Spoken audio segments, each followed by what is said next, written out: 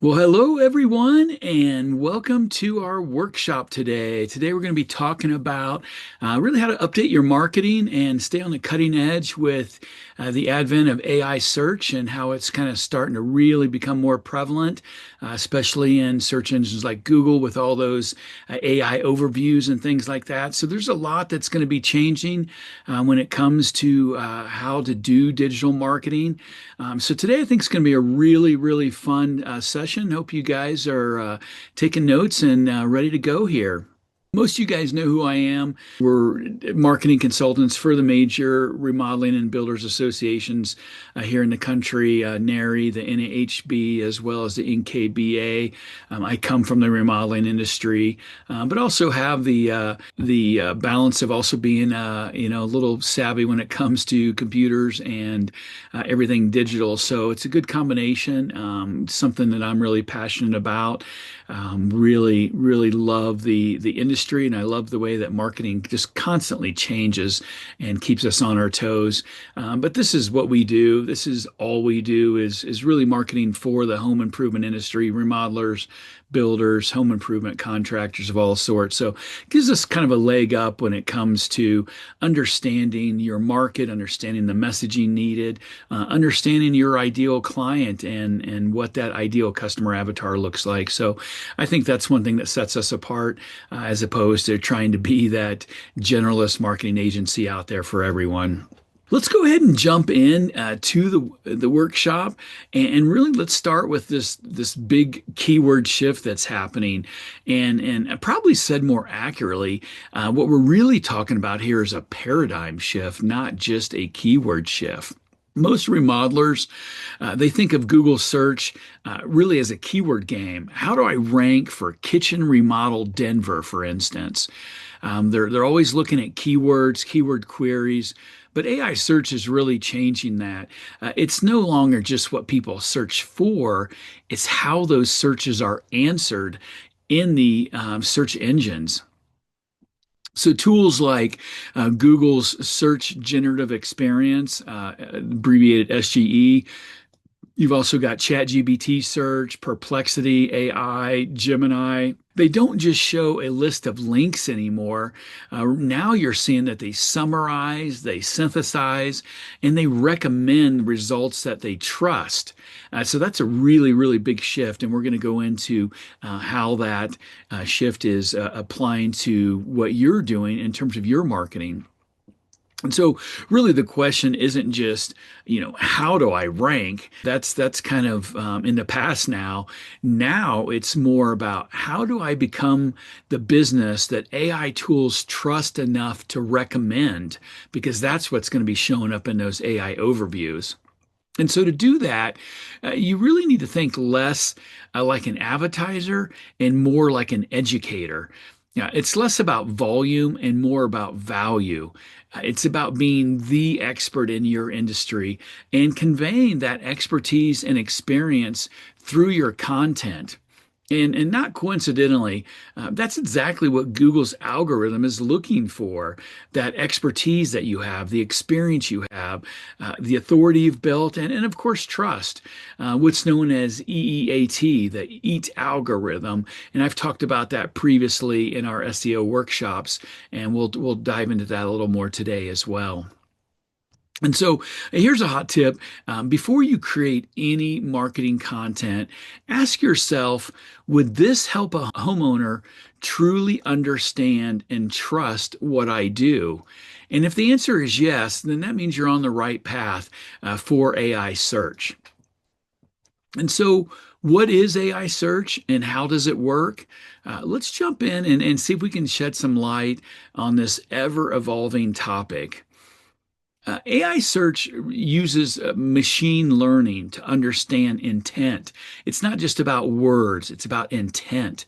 So instead of matching, say, exact phrases or exact keywords, it really is trying to interpret the meaning and context behind that search query. It's like when we go into ChatGPT, you don't just type in a keyword now, right? You have a conversation with ChatGPT.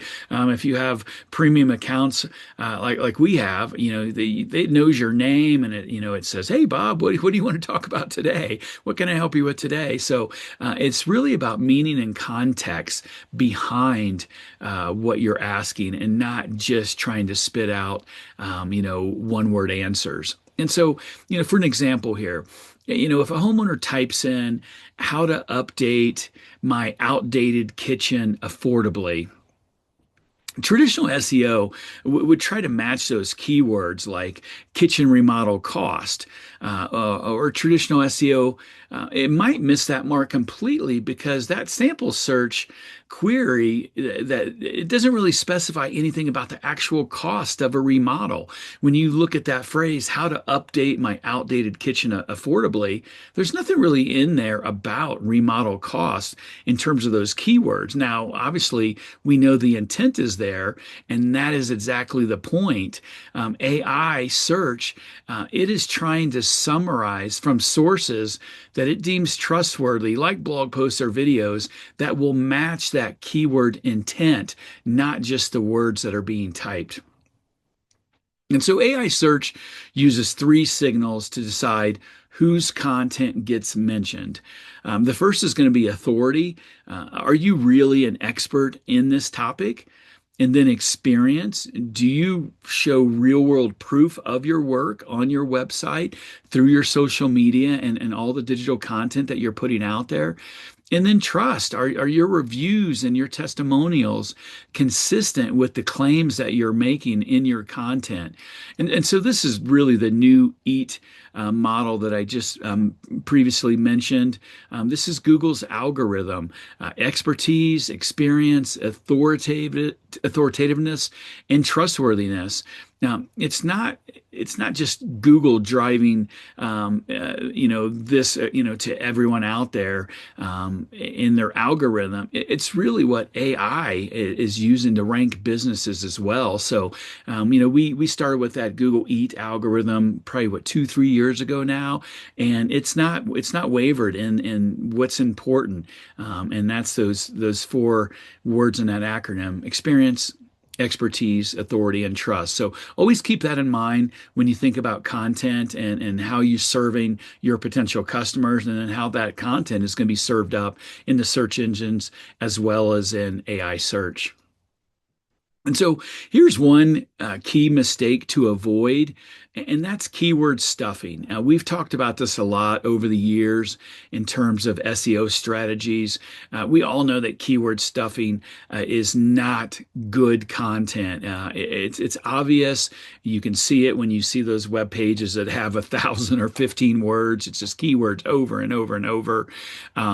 This is not a good idea. Don't just stuff those keywords into your site, hoping that they're going to get you into the algorithm, hoping they're going to get you into AI search. AI search rewards depth, not density. So they really want you to go deep into a topic and not just talk about that same keyword over and over and over. Those days of keyword stuffing are finally and thankfully behind us. And so also pay attention to your blog titles that don't really answer any questions. A blog titled, AI kitchen remodel, it's not going to help you.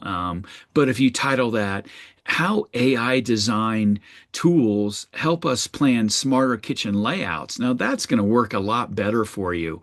Why? Because it answers intent and demonstrates insight into that topic. It's not just keywords. It goes into that topic a little more, what we talked about earlier, intent. So let's go ahead and jump into how you actually optimize your content for AI search. AI search, those tools, they prefer clear, structured, educational content that answers questions directly. So this is not where you want to use generalized AI content for helping you write your own content. You want to be specific. You want to use things like bullet points and checklists to make your content concise and specific. That's what AI is going to be looking for. You're trying to educate here, right? And a lot of people are using that generalized content. They'll go to ChatGPT and say, type me an article on, kitchen remodeling. I mean, that you can type anything there. You can type, a million different articles on kitchen remodeling. So this is where we're talking about being concise, being specific. What aspect of kitchen remodeling do you want to focus on?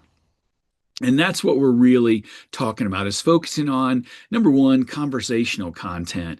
Write like you're explaining something to a homeowner and not just a search engine.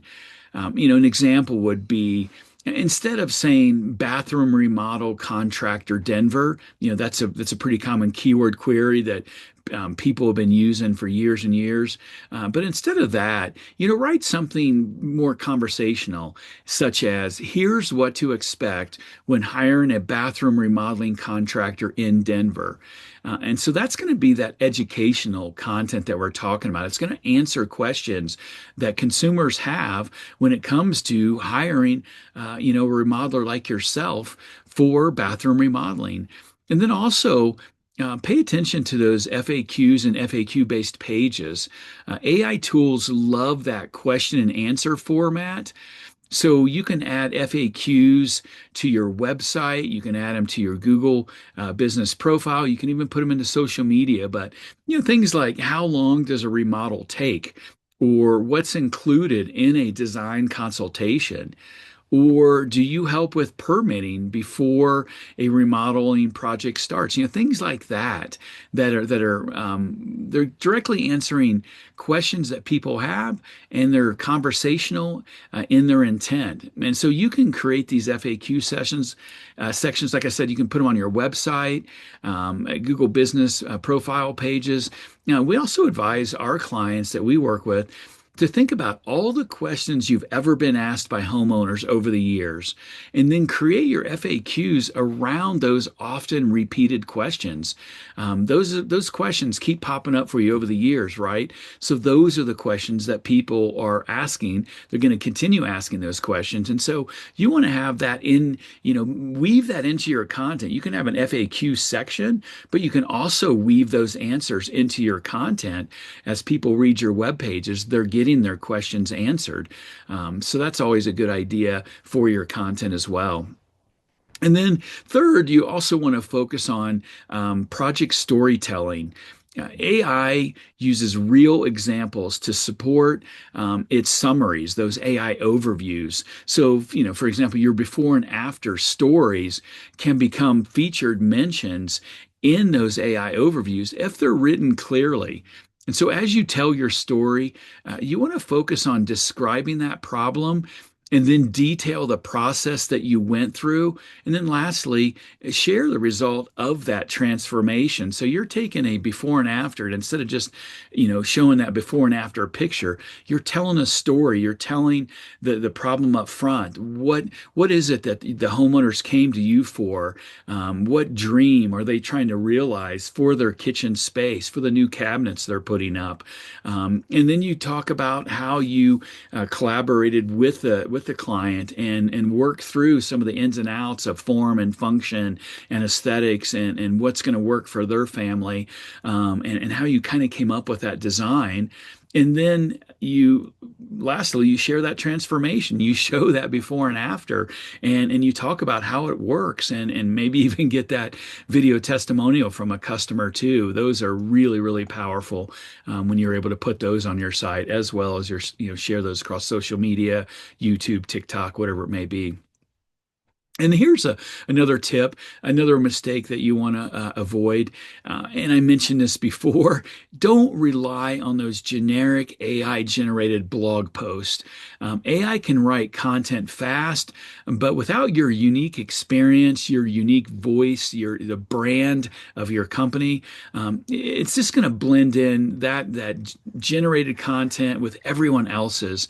And most people don't know this, but generic AI generated content that offers no value or doesn't speak to really any expertise or experience, it gets de-indexed by Google, and ultimately it's not going to rank well enough in search results to help you attract more new customers to your website.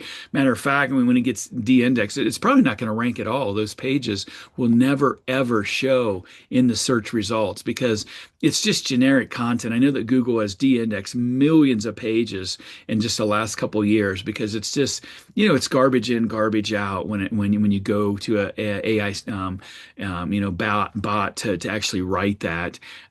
Use AI as a writing assistant, not as a writing replacement. And another mistake that we see is not injecting your personal expertise, your photos, and your project stories into your content. These are what make your content authentic in AI's eyes, in Google's eyes, in the consumer's eyes, everyone's eyes, really.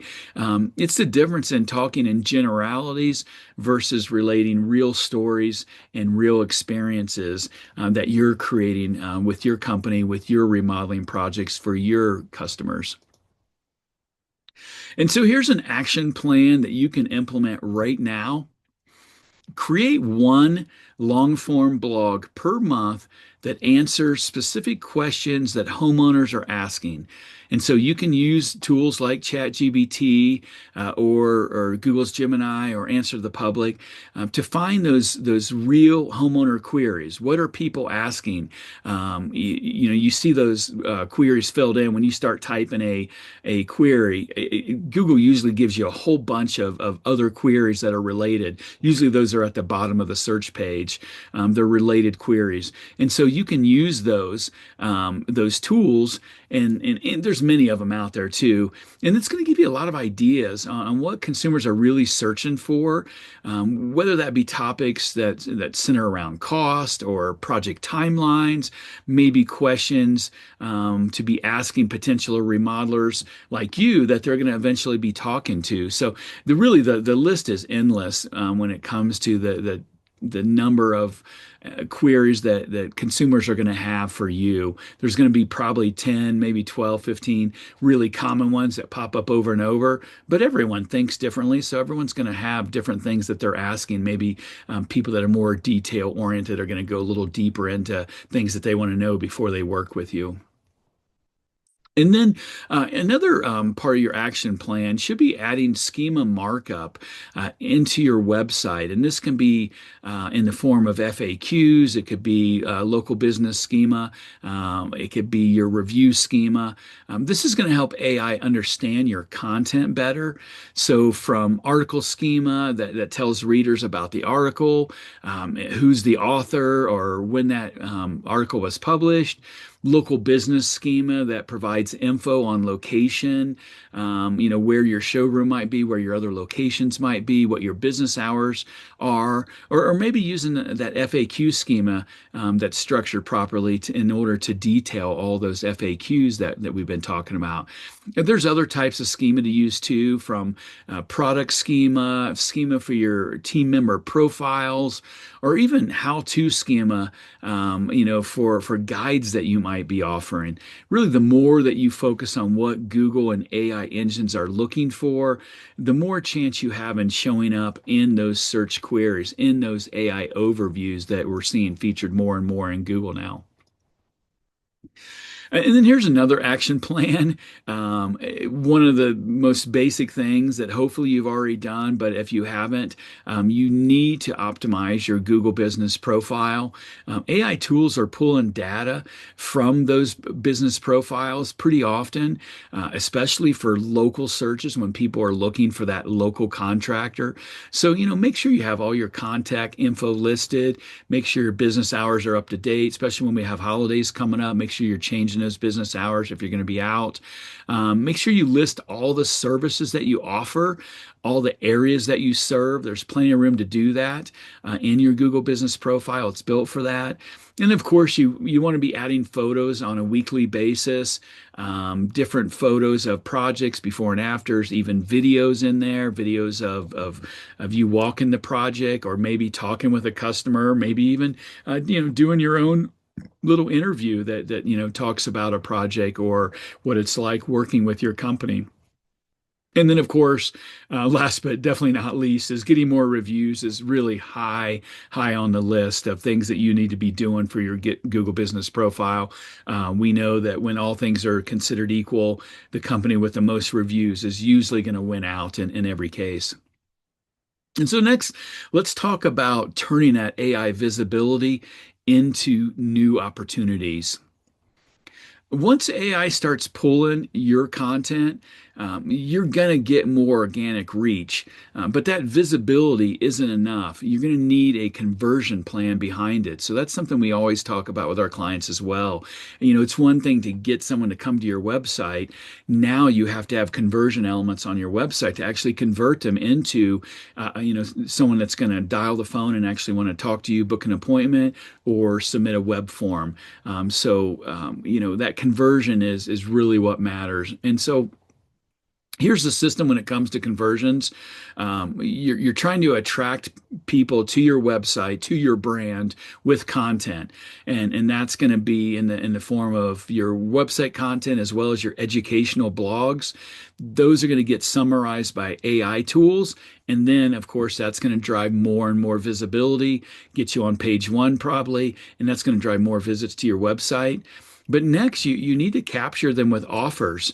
And so things like a free design estimate or even a project planning guide, those project planning guides or the 10 things to ask a remodeling contractor before you sign a contract with them, things like that are very educational, very value-based.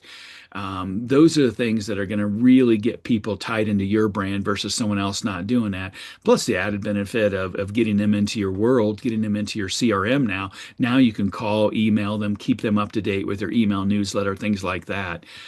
Also, your contact forms on your website, keep those short and focused. The more form fields that you have in a contact form, the lower the conversion rate. In general, people don't like to give up too much info in those contact forms. So, try not to ask them 10 questions about where their house is located and what's the square footage and what kind of budget do they have and things like that. I know that it's a great way to weed out some of those tire kickers and people that don't have enough money to actually do the remodel that they want. But you're also going to turn away a lot of good prospects too if you have a contact form that just has too many contact fields. And then, most importantly, and this is the one that most remodelers, contractors, builders are always missing this, and that's nurturing your leads with automation. Follow up with emails and texts. Create those workflows in your CRM. We see this over and over. This is something that builders, remodelers are definitely not using nearly enough. You call maybe once or twice and just think, oh, okay, they're not replying. They must have just moved on, and that's just not the case. If it was a plumber, yeah, maybe they found someone quicker than you if you didn't answer the phone or something, because every plumbing emergency is an emergency with air quotes around it. But with remodeling and custom home builds and full home renovations, things like that, these are big jobs. They're very expensive projects. People are going to take some time to really figure out, is this the right project for them? Do they have the budget for it? Is the economy in good enough shape? Is their job, does it have stability? There's a lot of things to think about. So some of these jobs may take 3, 6, even 12 months to close. So, I urge you really to focus on making use of all the great tools and features that your CRM has. whatever CRM you may be using, there's going to be easy things that you can do to create that follow-up, that automated follow-up, because you're going to get busy. You're not going to think about it anymore. But if you have automated emails going out, showcasing projects you've worked on, case studies, telling stories, maybe an email with an award that you've won, things like that. That's great content. It's great automated content that sounds like it's coming from you. Doesn't have to be like, "Hey, I just called you yesterday." Those are manual outreach that you need to also create into your workflows.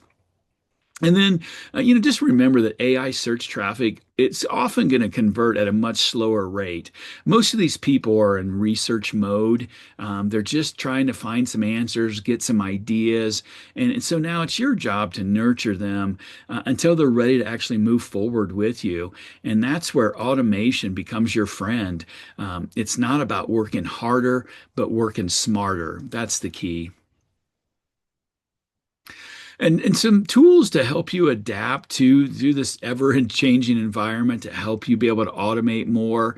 You don't want to have to do this manually. Let automation work for you. Let it help you in terms of AI automation, AI optimization, sales automation, anything and everything that you can do nowadays. You can probably do it with automation besides that personalized phone call.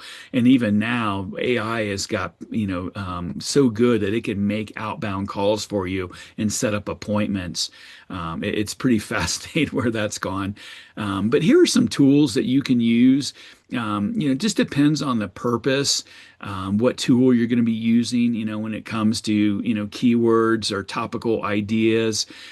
You can use ChatGPT, SEMrush, content, trying to get that content draft. Like I said, don't have AI just write the whole thing for you. People are going to know it's AI.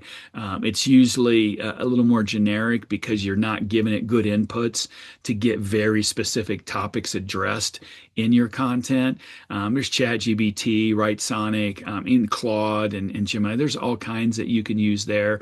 I suggest signing up for premium accounts because usually, and I know this with ChatGPT, if you're just using a unpaid free account, all of your info gets used and resold and repackaged. So, you don't want to be uploading confidential things that you think you're getting answers on, and you think it just stays between you and your ChatGPT friend. That's not the case. So be careful with that. Schema markup. You can use plugins like Rank Math if you're using a WordPress website. Search Bloom is also another good one.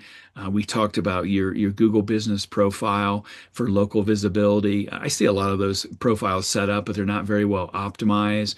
Some of them haven't been claimed, so that's always key. And then, one of the most important things that I think most people are really missing out on is analytics.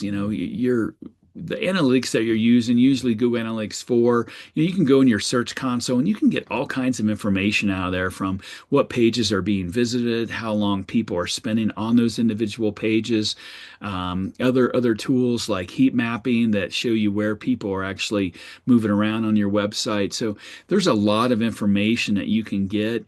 And the key is to analyze that information, to use that information to make better informed decisions in terms of the type of changes and edits that you might need for your website. So don't overlook that. Don't make a change and then not monitor it because how do you know it worked? Did it work at all? Or are you just doing busy activity, making changes and then not really knowing if that was a good change or not? So really make sure that you're analyzing that. I think there's, a quote, what gets measured gets improved upon. So keep that in mind. Another mistake that you definitely want to avoid is chasing every AI tool out there. I've listed, a handful there for you, but don't, waste your time or get that ADHD where you're just jumping from one tool to another. Find a tool that you really like and can use, and then really get involved with it, go in depth with it, and learn everything you can about that tool. Like we talk about ChatGPT writing content, right? You can also, put your website in there and say, hey, analyze this page for me and see what it says. The thing about ChatGPT you got to remember is these tools aren't perfect. They're always going to have an answer for you. It doesn't always mean it's the right answer. It might tell you that you need to change a header. Well, maybe that wasn't a strategy that you had in mind. And so maybe the header you have is, fulfilling the strategy that you are striving for. So, a chatbot's not going to know everything that you're trying to do. So kind of take some of those answers with a grain of salt. It's not going to, everything it spits out is not going to be the perfect answer. We've seen that with, I've talked with lots of remodelers and builders, and they just think that ChatGPT is the end all to be all. And it's like having a teacher in class. They might have a lot of answers for you, but they don't necessarily know everything. There might be something they don't know, and it's really hard for to figure out what's right or wrong. So be careful with that. Just start simple though, optimize what you have now, and then just kind of work in adding layers and going deeper and deeper on those optimization strategies. And so, I'll challenge you to just, pick an AI tool and just start really learning it as deeply as you can, practicing with it. Have it look at other sites, have it compare your site to maybe another site. Maybe start using your CRM more. We just brought on a new builder as a client, and they told us they have a CRM that they don't really even use. They don't use it for outreach, for sales automation, for that sales, that lead nurture, that follow up. So, I challenge you to use that to let that automation work for you. Like I said earlier, work smarter, not harder, and then make sure that you're always, evaluating those results and then adjusting as needed. There's a lot a lot of changes you're gonna see. If you're not measuring that, you're not really gonna know what's working for you or not. So there's some action plans for you to implement and to get started with. Um, any questions from anyone on the call today? I know we've got a ton of people on the call today. Dave just asked me, what are some of the other AI tools that can help streamline my operations? And it's a good question, Dave. One AI tool that you might not be thinking of or even considered is having an AI chatbot on your website. People nowadays, they have the attention span of a goldfish, about 7 to 8 seconds, and that's a true stat. And so, when they want an answer, they typically want it now, or they want it, the last minute or yesterday. That's just the world we live in, sadly. So having that AI chatbot on your site, it can really be helpful in terms of keeping people on your site, keeping them engaged. And these chatbots, they've really evolved quite a bit to where you can train them with all the answers that you want them to provide, things that you want them to say, not say. You can even inject your own personality into a chatbot for it to be kind of funny or whimsical, or you can have it be very formal and professional in the way it answers people. But a chatbot, at least it gives someone a chance to engage with your site in real time, just in case you're not monitoring chat live, or you're out on a job site, you're not able to answer the phone. Someone submits a contact form and you're not sitting in your office just waiting all day for contact forms to come in.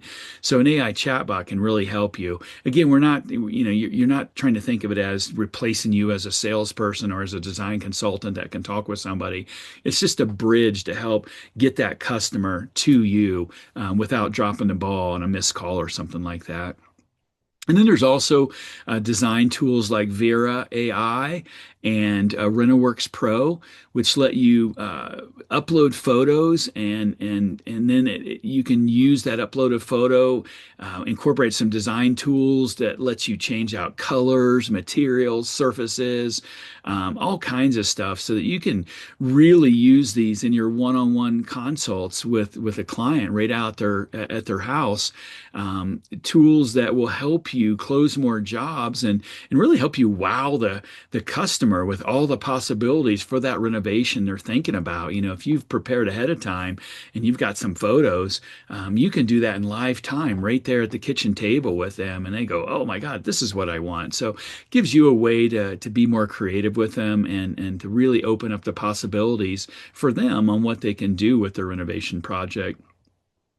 And then, Dave, you can also use AI to streamline your SOPs to help you kind of refine and rewrite them, making them more efficient, and probably getting them to a point where everyone on your team are going to follow them a little more because now they make more sense. We're actually doing that. We've got thousands and thousands of SOPs, and we're running every one of them through an AI tool and getting them to condense them and get them in a format that is matching across thousands of documents. So it makes them a little easier to read, makes them more pleasant to use instead of trying to figure out, some SOP that you wrote 5, 7 years ago or something doesn't really make sense to you anymore. So there's some tools that you can use in terms of trying to improve your company. So I'll go ahead and just call you out now. I want to challenge you guys to really dive into AI, to embrace it. It's here to stay. There's no changing that right now. So the more you adopt it in your writing, in your content, in your website optimization, in your sales and lead nurture, operations, maybe analyzing finances, profit and loss statements, anything and everything, AI is here to stay. So it's really going to behoove you to be out in front of that and be on the cutting edge of that. When you think about it, if you're the remodeler or cabinet design guy that goes out on site and you have an AI tool that can show all these possibilities, different cabinet styles, different colors in their kitchen, not just pictures that you brought out, but they can see it come to life in their own kitchen, their own space that you're right there in. And your competitor comes out there with a nice little folder and some glossy photos that he slaps down. You're going to win that job 9 times out of 10 because of the value that you're providing and just giving people something to think about, because a lot of people aren't as creative as maybe you as a design and consultant. So it gives them something to really envision for what their transformation is going to look like. So here's the challenge to you. Pick one of your service pages on your website and then rewrite it to answer the questions that a real homeowner is going to have for you, and to rewrite those questions in a conversational manner so that it just reads easier, it's more fluid, and it's going to make more sense to the homeowner when they read it. And then maybe add one before and after story, one FAQ, maybe add in some calls to action for better conversions. I love the before and after stories because we're not talking about just a gallery page of before and after, but tell a story. Tell us how Billy and Martha came to you with this idea for their kitchen renovation and new cabinets and new countertops, and maybe taking out a wall and building an island, and just talk about what that project and what that vision, what that dream looked like for them. And then how you walked them through that process. Every remodeler, builder, everyone's got their own process, their 3-step process, maybe a 4-step process. Show them how that process applied to Billy and Martha's new kitchen. And then you've got those after photos that show, wow, holy cow, what a transformation that was from a 1970s kitchen to this modern, beautiful kitchen with open floor plan and an island that everyone can congregate around. When you have parties, everyone ends up in the kitchen. I got a small kitchen, but somehow everyone ends up in there. So, just you're trying to really bring this to life for your customers and show them how you can bring that vision to life for them. So that's your first step toward being AI search ready. We're going to keep diving into AI topics more and more. This is just kind of the starting steps here, how you can really work with your content and start getting it ready, getting it more optimized so that you do start showing up in those AI search queries, those AI overviews. So hopefully you guys got some really good value out of today's workshop. If you've got any questions, let me know. reach out to us anytime you want, email, phone, social media. Just let us know how we can help you, how we can better guide you, or if there's a topic that you want us to discuss, coming up, maybe in the new year, let us know and we'll put together some content for that. But really appreciate everyone being on the workshop today. Hopefully you got some good value, and I really hope that you'll take our challenge to heart and go and make some of those changes, especially if you're doing your own marketing. You just got to make it happen. Maybe you're working nights or weekends doing that, but I challenge you to implement something that you've learned from this webinar, and then measure it, analyze it, and see if it worked for you. So, thanks again, everyone, for being on. Really appreciate you guys here and willing to learn and really grow and expand your businesses. We'll look forward to seeing you on our next webinar next month. All right, everyone, take care. We'll see you.